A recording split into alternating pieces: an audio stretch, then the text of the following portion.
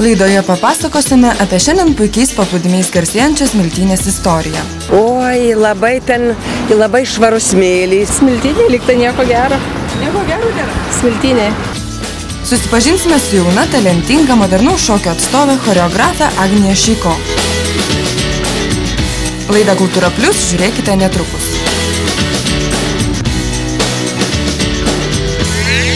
Sveiki, artimiausią pusvalandį Baltikum televizijos eteryje su jumis bus laida Kultūra Plius. Smiltynė daugelio klaipėdiečių ir miesto svečių pamėgta vieta. Čia galima apsilankyti nuostabiuose paplūdimiuose, delfinariume, jūrų muziejuje. Tačiau ar visi žinome, kokia yra Smiltynės istorija? Ką gero galima pamatyti Smiltyniai? Oi, labai švarus smėlis, labai švari jūra. Ką dar? Labai gelbėtojai įdomus. Oi, Smiltynė daug ką gero. Tai ką? Tai vien tai, kad Smiltynė. Tai yra viena iš Lietuvos, kaip išskirtinių vietų. Ir, vasarą pas laikas nuvažiuoti. Miškus, jūrų muziejų, delfinariumą. Šiaip gražią aplinką, labai grynas oras. Smiltynė? Nežinau. Nieko gero tai nėra? Ką? Aš nežinau, aš seniai bebuvau jau. O Klaipėdoje pats gyvenat? Klaipėdoje. Smiltynė lyg tai nieko gero. Nieko gero nėra? Smiltynė. Smiltynė prieš karą vadinama Zandkruk, nuo 16 amžiaus šaltiniuose yra minima Sandbergo smėlio kalno pavadinimu. Pirkliai, paštininkai ir keliautojai apsistodavo čia įsikūrusioje karčiamoje, nuo kurios ir kilo Sandkruk smėlio karčiama pavadinimas. Vėliau vietovė buvo pavadinta lietuviškai Smiltynė. Kita dabartinės Smiltynės dalis yra Kopgalis, tai yra atskira dalis, šiaurinė pati Nerijos dalis, kuri susiformavo labai ilgai formavosi. Šios dvi dalis turi savotiškai skirtingas istorijas. Vienas siejamas su būtent tos karčiamos, keltų veikla ir tos karčiamos atsiradimas be abejo yra susijęs būtent su keltais. Kada pirmoji ta karčiama įkurta, sunku pasakyti, tačiau 16 amžiuje jau tikrai veikia, reiškia. Jos vieta irgi šiek tiek kito, tačiau neabejotinai yra tai, kad nuo 17 amžiaus vis tik tai viskas sukosi apie tą didžiąją kopą, kuri yra ir dabar. Na ir vėliausia pati karčiama buvo būtent ant tos kopos, jau virtusi restoranu. Kita dalis, Kopgalis, yra susijęs su uostu konkrečiai. Ir pradžioje Kopgalis vadinosi Zuderhuk, tai yra pietinis ragas, galėtų atrodyti labai keista, tačiau iš tikrųjų į marias buvo išsikišęs vienas ragelis, už kurios liepdavosi laivai, ir nuo šito ragelio matyt tas pavadinimas kilo. Reiškia, kodėl pietų? Todėl, kad priešingoje kontinento pusėje buvo šiaurinis ragas. Tačiau ledonešis nuskuto iš pradžių šiaurinį ragą, paskui pietinį ir, reiškia, liko tik pavadinimas. Vėliau jisai transformavosi į Zuderšpicę arba Smailumą pietinę, o lietuviams asocijavosi su Nerija, tai yra, kurią vadino kopomis. Ir taip atsirado 20 amžiaus pradžioje terminas Kopgalis. Anksčiau Smiltynei didesnį pavojų keldavo ne gaisrai, o vėjo nešamas smėlis. Šioje vietoje uostininkai atliko pirmosius želdinimo darbus, buvo tvirtinamos kopos, atsirado molas. Kuršių Nerijos kopagūbrio istorija prasidėjo būtent čia. Tai vyko 18 amžiuje ir vienas iš tų pradininkų buvo statybos inspektorius Samuelis Lilventalis, jau 1818-20 metais leisti įsikurti žmonėms su lengvatoms čia ant smėlio tokios irgi kalvos. Ir šitoje vietoje susiformavo Kopgalio kaimas, kurio žmonės, reiškia, vertėsi būtent žvejybą ir kartu padėdavo iškrauti balastą iš būrinių laivų, tvirtino patys tas kopas, sodino medelius ir panašiai. Kitos gyvenvietės pradžia buvo sodybos šalia karčiamos, tačiau jos greitai nunyko ir praktiškai vos ne kelis šimtus metų, reiškia, apart karčiamos na, ypatingai kažkokių didesnių pastatų nebuvo tol, kol nepradėta tvirtinti kopos. Tai vyko 19 amžiuje. Laikui bėgant, Klaipėdos valdžia susivokė, kad nuostabią smiltynės gamtą galima išnaudoti ir poilsiui bei pramogoms. Čia kūrė pliažus, jos prižiūrėti paskyrė ne ką kitą, o būtent keltininką. Na ir keltininkas rūpinosi visą šitą infrastruktūrą, reiškia, tų ankstyvųjų pliažų ir galima sakyti, kad Klaipėda kaip kurortas būtent užsimezgė čia. Reiškia, smiltynėje, Kopgalyje. Paskutinėme 19 amžiaus dešimtmetyje pradėta statyti vilos ir nuo 20 amžiaus pradžios smiltynėje ėmė formuotis poilsinė zona. Tie gražus fachverkiniai pastatai. Na, tose vilose gyvena turtingiausi žmonės, dalis jų buvo nuomojama, na ir taip susiformavo, sakykime, savotiškas vilų kvartalas, reiškia, iš kelių dalių. Smiltynės vilų kvartalo centrinė figūra tapo 1905–1907 metais pastatytas kurhauzas. Jame veikia ir kazino kurį laiką, reiškia, kuri vėlgi dėl miestiečių pasipiktinimo, reiškia, tokio elgesio ir panašiai buvo uždaryta. Buvo teikiamos slidinėjimo paslaugos žiemą, čiuožinėjimo visas inventorius ir panašiai. Veikė vasaros kavinės, reiškia, buvo ir vasaros tokia estradėlė. Čia yra ir tokie dalykai kaip jie klubai, kurie vėlgi turi senas savo tradicijas šitoje vietoje. Ir, na, galima atsekti, reiškia, tam tikrą jachtų laikymą ir panašiai. Iš pačių jisai vyko šalia kurhauzo, tai yra nuo 19 amžiaus pabaigos. Nepaisant visų šių gražių smiltynės istorijos faktų, čia vyko ir keletas kitokio pobūdžio istorinių įvykių. Kopgalio gale buvo dar 19 amžiaus pirmoje pusėje įkurtas karantinas, maždaug apie 30 metus. Ir čia laivai sustodavo, išleisdavo įtartinus ligonius, reiškia, jie buvo patikrinami, ar neatneša užkrečiamų ligų ir panašiai. Ta stotis, reiškia, veikė labai ilgai, iki pat 20 amžiaus. Taip pat buvo laivų gelbėjimo stotis, reiškia. Jeigu suduždavo koks laivas, tai Kopgalio įgula, reiškia, taip pat skubėdavo į pagalbą. Na ir buvo muitinė. Muitinės šaknės šitoje vietoje yra gana senos, reiškia, ir matyt susijusius su tuo, kad Kuršių nerija vyko tas pagrindinis traktas susisiekimo su Karaliaučiumi. Ir, reiškia, buvo vietinės rinkliavos tiesiog įmamos tam tikrų metų, reiškia, ir matyt iš čia tie muitininkai taip anksti atsirado šitoje teritorijoje. Šiandien į Smiltynę, kuri vis dar yra vienas iš traukos centrų, vos per 15 minučių galima persikelti keltu. Tai visų pirma, šiandieną Smiltynės gyvenvietė tai yra rekreacinė, poilsinė klaipėdiškių ir atvykstančių svečių zona. Tai ir gyvenvietė viena seniausių Kuršių nerijos gyvenviečių ir jie yra arčiausiai Klaipėdos ir dėl to susilaukia daugiausiai lankytojų. Be abejo, susilaukia daugiausiai lankytojų dėl to, kad čia yra įsikūręs Lietuvos jūrų muziejus ir delfinariumas. Smiltynė klaipėdiečius ir miesto svečius ypač vilioja savo išskirtiniais paplūdimiais. Kuo jie ypatingi? Savo smėliu skiriasi, todėl kad smėlis yra smulkesnis, jisai yra šviesesnis, gražesnis. Vanduo be abejo dėl srovių čia yra daug švaresnis. Čia vienareikšmiškai. Na ir paplūdimiai yra gausiai lankomi. Lonely Planet žurnale pasirodė straipsnis, kad Kuršių nerijos paplūdimiai yra pripažinti vienu geriausiais ir yra antroje vietoje. Yra įrengtas privažiavimas neįgaliesiems. Yra pastatytos naujos persirengimo kabinos. Be abejo, visą laik sezono metu budi gelbėtojai. Tai jau parodo kokybę ir be abejo mūsų svečiai, kurie gausiai lankosi čia taip pat, rodo į tai, kad tai yra aukštos kokybės paplūdimiai.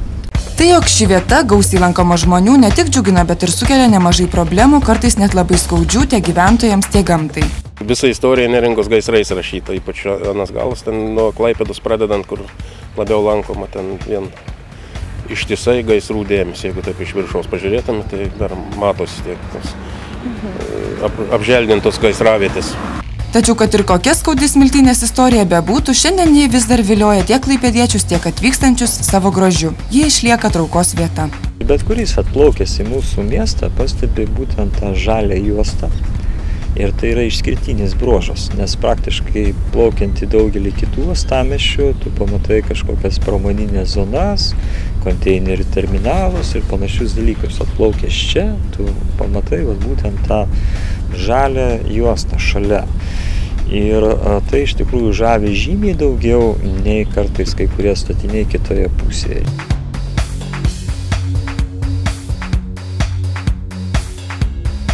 Netrukus susitiksime su modernaus šokio atstove Agnija Šeiko. O dabar Baltikum televizijos eteryje reklama.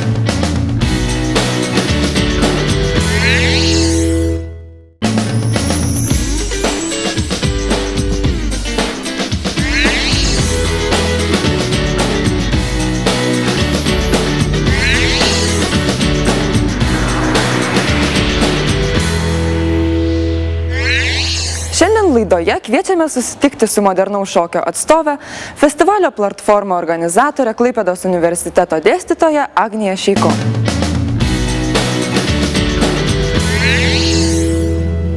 Choreografė Agnija Šeiko, gimusi ir užaugusi Klaipėdoje, nuo pat vaikystės ypatingai domėjosi šokiu. Aš visą savo vaikystę šokau vaikų kolektyve Junga. Iš tikrųjų, ten gavau visus savo pagrindus, turėjau labai gerus mokytojus. Labai didelę sceninę patirtį gavau. Tai iš tikrųjų mano didžioji aistra gyvenimo, nuo pat tikriausiai, kaip tik pradėjau vaikščioti iš karto, prasme, šokis buvo ir nuo vaikiško susižavėjimo aiškus baletu ir noro būti balerina ir, kaip pasakyti, didžiulė tragedija, kai manęs nepriėmė į baleto mokyklą, tai čia buvo viena traumų didžiųjų mano. Bet tai va, iš tikrųjų niekada nuo jo ir nebuvau atitolus. Žinoma, bebaigiant vidurinę mokyklą labai didelių abejonių buvo ar studijuoti choreografiją. Ir iš tikrųjų buvau pagalvojęs, kad geriau liktų tai hobiu, aš pasirinkau kažkokią kitą profesiją ir bandžiau stoti į Vilniaus universitetą. Bet taip susiklostė viskas, kad likau vis tik tai Klaipėdoje studijuoti choreografijos. Tik pamačiau, būdama 11 klasėje tikriausiai, Kauno šokio teatrą Aura.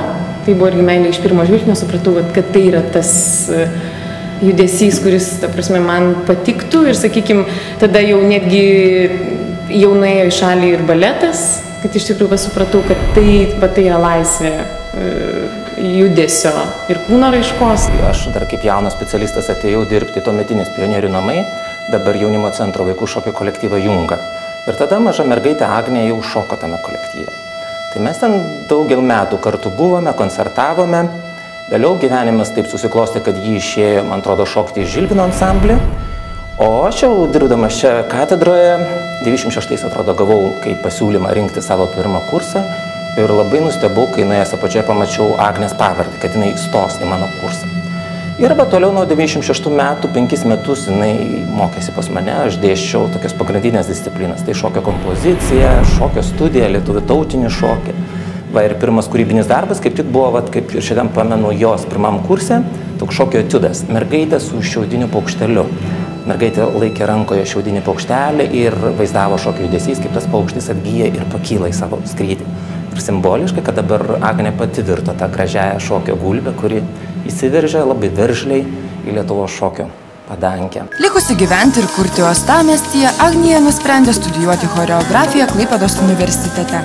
Tai buvo laikas, kai jaunas žmogus studijų metais bręsta, ieško savęs, savo veido. Tai iš tikrųjų, kad turėjau galimybę susipažinti su labai daug šokio sričių ir pasirinkti tą vieną pačią mylimiausią, sakykime, tarsi, kur radau savo vietą. Įstojus į Klaipėdos universitetą mes neturėjom tos disciplinos, bet atvažiavo man besimokant keletas dėstytojų iš užsienio ir iš Lietuvos, tai dalyvaudama jų seminaruose, workshopuose, kažkaip atradau, kad tai yra tikrai mano sritis, kurioje aš noriu, sakykime, tobulėti ir augti. Studijuodama kartu, čianais universitete, šoko universiteto dainų šokio ansamblėje Vytinė.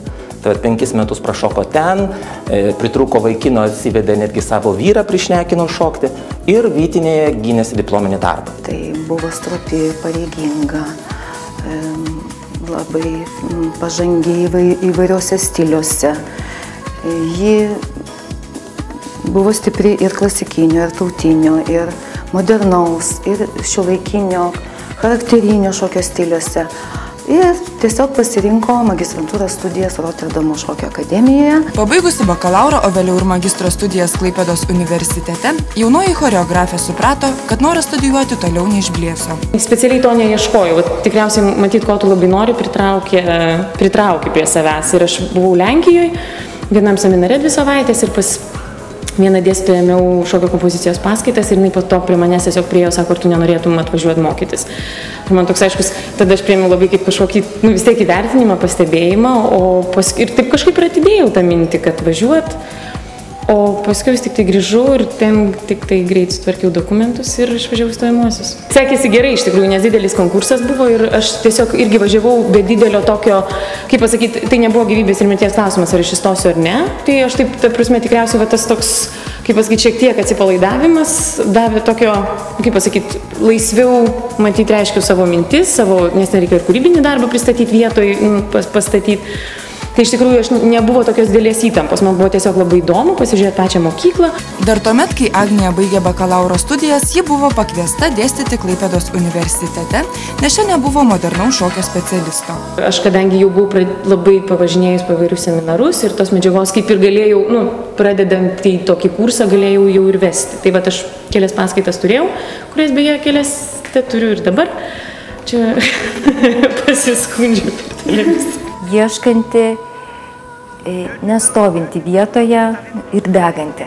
Iš tikrųjų, jinai dega gyvenimu ir tuo uždega kitus žmonės. Tai yra labai kūrybinga pedagogė, kuri vykdo ne tik pedagoginę veiklą, bet turi labai daug darbų įvairiuose teatruose, bendradarbiauja su Klaipėdos muzikiniu teatru, stato labai įdomią šiuolaikinę, subtilę choreografiją, kartu pati dalyvauja spektakliuose, dar šoka. Reiškia, yra tokia ir kūrėja, ir pedagogė, ir dar atlikėja kartu. Pedagoginis darbas nebuvo pagrindinis tikslas, skatinęs po studijų grįžti į Lietuvą. Čia laukia šeima ir dar neišnaudota kūrybai modernaus šokio niša. Olandija vis tiek tai yra, ta prasme, viena iš sostinių šiuolaikinių šokio, tai labai daug šokėjų, labai daug choreografų ir iš tikrųjų pakankamai sudėtinga yra situacija. Sakykime, kad paruošti bent jau kažkokį nedidelį projektą, tai kad bandyti kažkur išlysti yra labai sudėtinga. Tai aš tai pamačiau, kad galbūt aš keletui metų galėčiau grįžti į Lietuvą, bandyti kažką čia padaryti ir paskui jau žiūrėti kažką. Jos darbai labai artimi yra teatrui, dėl to ne veltui jos visi beveik pastatymai yra labai daug ją, kur kviečiasi teatro režisieriai. Jin jaučia tą darną judesio ir vaidybos, ir dvasinio tokie nenusakomi dalykai, bet reta yra tarp choreografų tokių žmonių. Žavi iš tikrųjų jos gebėjimas ieškoti.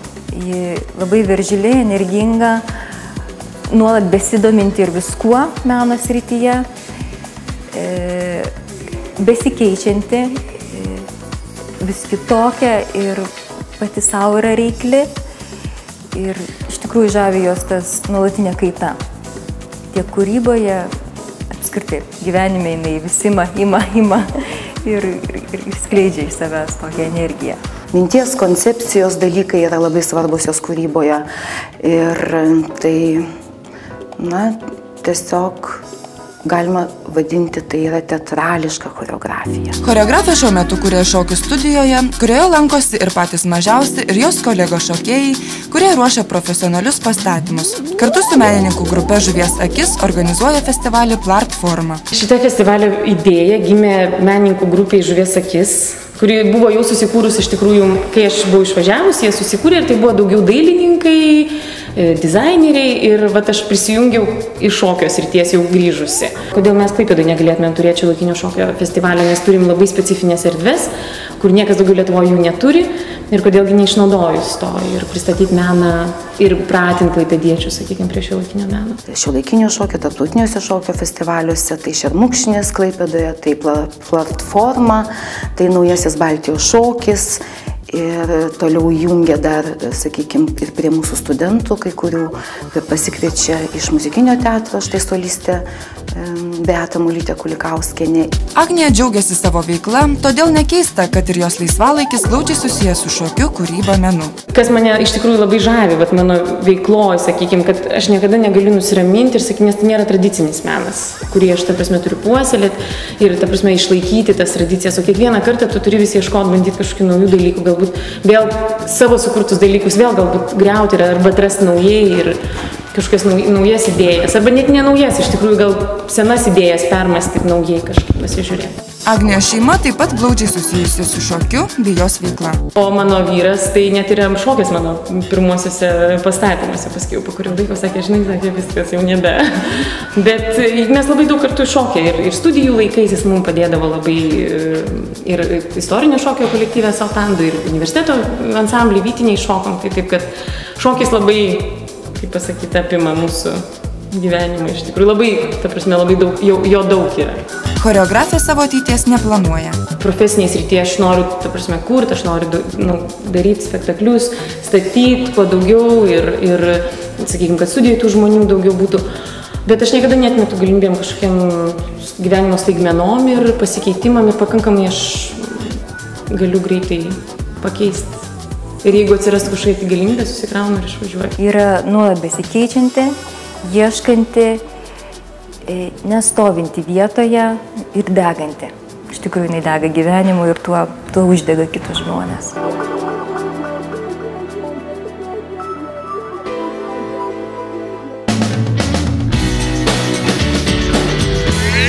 Klaipėdoje pagaliau prasidėjo vasara. Noriu pristatyti Jums kultūrinės vasariškas Klaipėdos naujienas. Birželio 7 dieną Prano Domšaičio galerijoje buvo pristatytas režisieriaus Romo Pletkausko dokumentinis filmas Kaligrafas. Šiandien pristatom filmą mūsų labai gerbiamo ir mylimo draugo, maestro Algio Kliševičiaus, su kuriuo teko bendrauti prieš 25 metų. Tai yra filmas Kaligrafas apie žmogų, kurį visi mylėjo ir visa Klaipėda mylėjo. Sukako 2 metai, kai mes jo netekome, tai jo yra mylimo metinis. Birželio 10 dieną buvusiame tabako fabrike, kuriame po metų turėtų įsikurti Klaipėdos kultūros fabrikas, vyko seminaras iš ciklo Kūryba kaip verslas, kurio metu būsima kultūros fabriko bendruomenė aptarė veiklos viziją bei diskutavo apie būsimas inkubatoriaus veiklas ir galimybę jame kurti ir parduoti kūrybinį produktą. Birželio 10 dieną galerijoje Memel Art buvo atidaryta paroda Juvelyrika vyrams ir ne tik. Joje savo darbus pristatė 5 žymus Klaipėdos juvelyrai. Pačios formos labai keistos, netradicinės, galbūt iš pirmo žvilgsnio nepatogios, bet manau, kad impozantiškos ir labai sužeidžiančios moters širdį. Birželio 10 dieną Kultūrų komunikacijų centre atidaryta nauja tarptautinė paroda 3+3 jaunas 3 šalių menas, kurioje pristatomi 3 skirtingų valstybių – Lietuvos, Vokietijos ir Švedijos menininkų darbai. Savo darbus šioje parodoje pristato Neringa ir Mindaugas Bumbliai. Birželio 15-20 dienomis vyks festivalis jauniems ir nesensantiems Grok 7. Festivalis jaunas ir augantis, tad šį kartą jis džiugins Klaipėdos melomanus ir svečius jau 6 dienas. Tarptautinio pianistų, stygininkų, pučiamųjų instrumentalistų konkurso 21 amžiaus menas Klaipėdoje dalyvis 160 žmonių susirinks birželio 14 dieną į konkurso atidarymą koncertą. Grįžta į miestą Žemės meno akcija Žaidimai smėlyje. Projektas susideda iš 2 dalių. Penktadienį ketinam padaryti konferenciją, o šeštadienį pačią Žemės meno akciją Smiltynės paplūdimyje.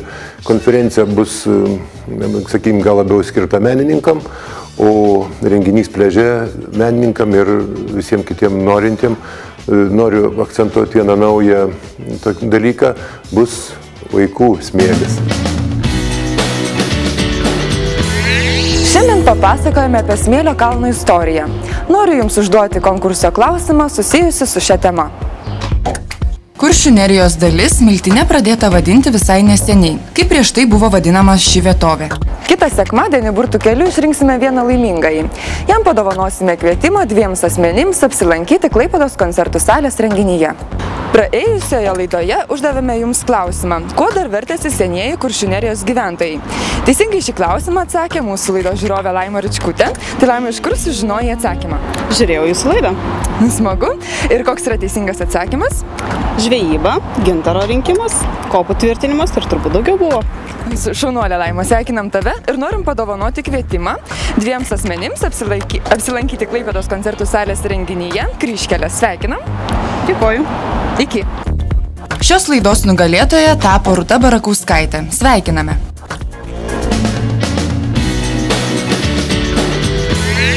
Dėkoju, kad buvote su laida Kultūra Plius.